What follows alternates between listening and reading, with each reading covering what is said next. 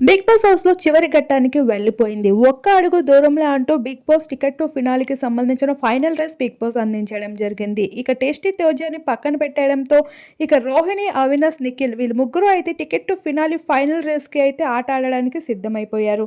టాస్క్లు ఎంతో బాగా పర్ఫామ్ చేస్తూ కనిపించేశారు. మొదటిగా అయితే కొన్ని లెవెల్ టాస్క్లు లేండి వాటన్నిటిని కంప్లీట్ చేసుకుంటూ ఫైనల్గా టికెట్ టు ఫినాలి అనే పజల్ని అయితే కంప్లీట్ చేయాల్సి ఉంటుంది.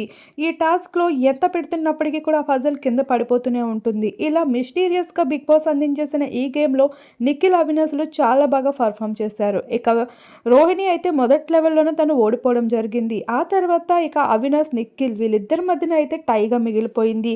ఇక బిగ్ బాస్ నుండి వచ్చేసిన శ్రీముఖి అయితే ఇక కౌంటింగ్ మొదలు పెట్టడంతో ఆ కౌంటింగ్ చేస్తున్న సమయంలో పాపం నిఖిల్ పజల్ అయితే కింద పడిపోవడం జరిగింది. అలా అవినాష్ అయితే టికెట్ టు ఫినాలి రేస్ లో తన సత్తాని చాటుకుంటూ టికెట్ ని సంపాదించుకున్నాడు. ఇలా మొదటి టికెట్ ఫైనాలితో కంటెస్టెంట్ గా నిలిచాడు.